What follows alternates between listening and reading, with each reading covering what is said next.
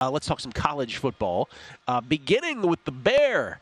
Chris Fallica from Fox Sports. You can catch him on the Bear Bets Pod, both college and pro football versions. College version comes out Thursdays. Pro football version comes out Fridays. Will Hill among the regulars on his show, our buddy. How you doing, Chris? I'm good, and I was wondering, when do you ever do something nice for the crew?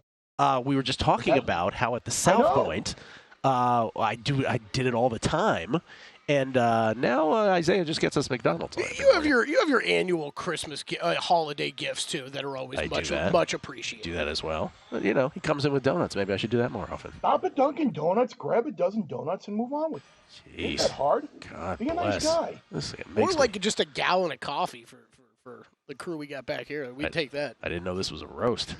Jeez. It is. It's always a roast with you. It's always a roast. Okay, let me harken back to a week ago, and I asked you about the Michigan sign stealing thing, and I asked you, hey, thing or not a thing, and you're like, yeah, it's nothing. I believe that was an exact quote. Would you like to change that opinion, or are you still, it's nothing? It's something. I ultimately don't know. I honestly don't know what's going to come of this. I mean, it's clear there's something going on. And I said it's nothing, but I think I did put a caveat on there. As long as they're not like recording, they're writing down signs, stealing signs as part of the game. But what they're doing is an issue. If they are, it's clear that there is a strategic plan here using an ex-Marine who's trained in interpreting things. Like it's an issue. Ultimately, again, what is going to happen? I have no idea. My guess is nothing happens until after the college football season is over. The attorney will slow play this, and whatever penalties or whatever happens will happen long after Jim Harbaugh has gone off to the NFL in January 2024. I brought this up on the podcast yesterday with Will, Jeff, and Sammy P. And I'd like to get your opinion on this. They had an opposite view, I think, that I did. And I wonder how this is going to affect Heisman voters who may have to vote for J.J. McCarthy or J. Daniels or Michael Penix. Like, will there be a little bit of like a betting implication backlash on this where Heisman voters are going to be like, yeah, J.J. McCarthy has been good, but he's known every defense that the opponents are going to put out there, and he's had a clear advantage. And the Heisman voters have been known to hold grudges for crazier things than that and not vote for people. So I just wonder if this kind of opens the door a little bit where maybe McCarthy should win it and maybe he won't. First of all, I'm not a McCarthy should win it kind of guy to begin with, but I'll thread the needle on the answer, which is, yes, will some people have that impact their vote? Yes. The only problem with that is, unlike NFL MVP where there's 50 guys voting on it, there's like 1,000 Heisman voters, right? So I don't know what that number is, what that percentage is. Even if it's 50 people, let's just say it's 50 people. Let's say the entire number of people that would vote on an NFL MVP is impacted in the Heisman. It's sort of like a drop in the bucket, whatever expression you want to use. So I don't know that it ultimately will determine it, but I guess someone would counter by saying, well, all it takes is a few, in some cases. So my real thing on this is, did you see the report about how in the national semifinal, they were saying that TCU was hip to Michigan stealing signs, and therefore they put out dummy signs and then changed up on them. Do you believe that? That's pretty amazing. I do, and that's fantastic, and that's what teams are going to do. By the way, this is easily solvable. You put the radios in the helmet, you get rid of all the signs, and you just with your quarterback, kind of like they do in the NFL and other levels of sports.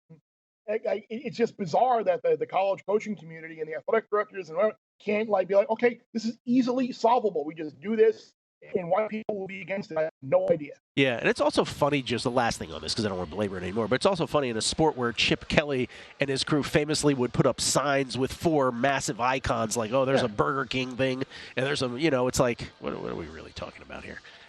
Okay, this week, I will let you. I will ask about one game, but then I will let you have the floor on this.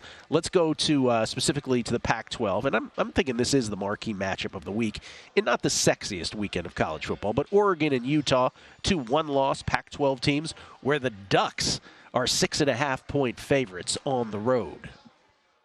it feels like everybody has had the same reaction to this line. Like, isn't this a little crazy of a line? Like the fact that this has moved this much. And my guess is there may have been a small group of people out there, or a faction of people that may have thought, okay, holding out hope, maybe Cam Rising is coming back, maybe Keithy is coming back. And now that they're really officially out and not coming back, the line has moved and kind of accounted for it and adjusted for that. But everybody seems to be like it's Utah or pass for this game, and that would worry me a little bit just because we've seen this Utah offense against the best defense that it faced this year.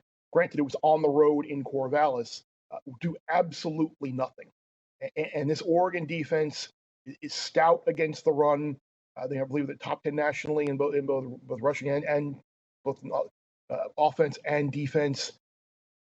It's a tough one for me because I am super high on Oregon. So this game really scares me. I actually got an Oregon 35-1 to win the national title ticket last week.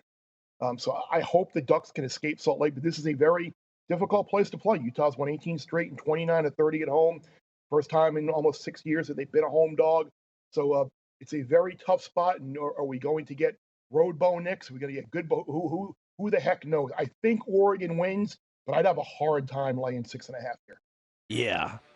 That is the marquee matchup of the weekend. College football. Oregon again favored by 6.5 at Utah. And no Dan Lanning. By the way, this was the thing I was going to say about when Chris brought up Cam Rising. Deshaun Watson, I wonder if it will get to the Cam Rising point where it's just like week after week. Like, is he playing? Is he not playing? What's going on here?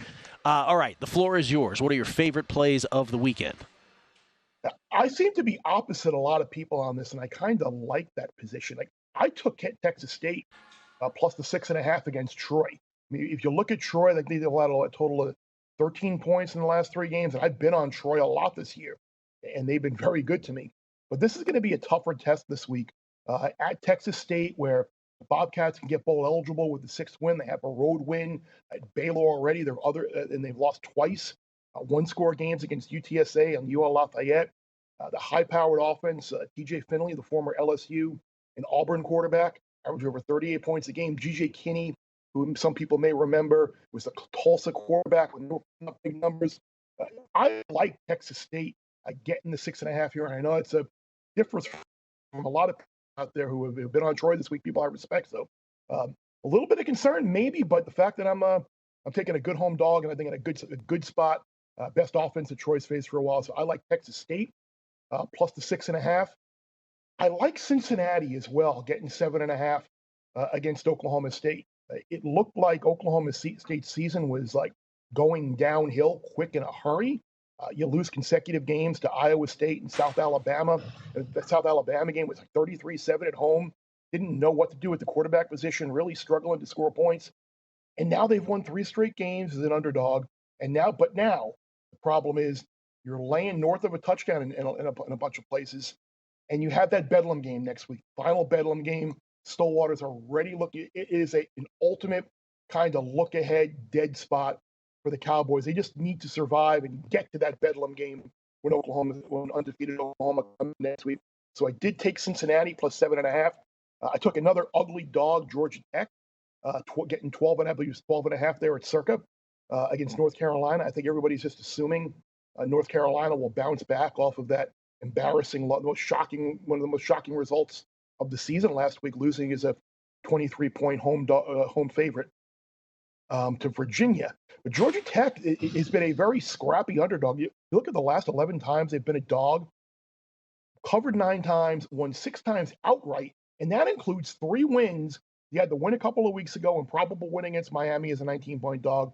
You beat Pitt and North Carolina last year outright as 21-point dogs. I'm just not so sure. A lot of times I think when teams suffer that first loss and it kind of takes some of their goals away, it might take a little while to kind of regroup a little bit. So I took Georgia Tech plus the 12.5, and I also took the NC State team total under 16.5. A couple weeks ago against Marshall, I liked the herd, and MJ Morris, who had gone in for Brennan Armstrong, the offense looked great. So there was hope. There was optimism.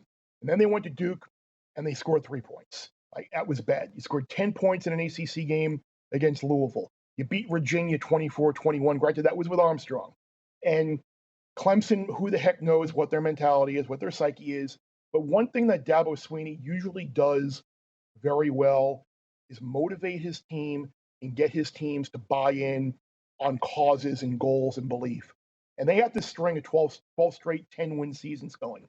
They're going to have to win out in order to get to 13 straight, including a bowl game. The defense is still very, very good. It was impossible to think what happened last week in Miami with their backup quarterback, just basically running the ball down the field. So I took NC State's team total under 16.5. All right, yes, no question. Georgia's 14.5 on the road without Brock Bowers against the Gators. Gators can cover. Can they win outright? Yes, no. I don't think they can. I would lay it with Georgia here. I think the one time we've seen Georgia play its best game of the year was when they feel threatened against Kentucky, and I think they feel maybe threatened tomorrow. Chris Fallica, Bear Bet Pod. Thank you, Chris. Go to VSiN.com/subscribe to become a VSiN Pro subscriber today.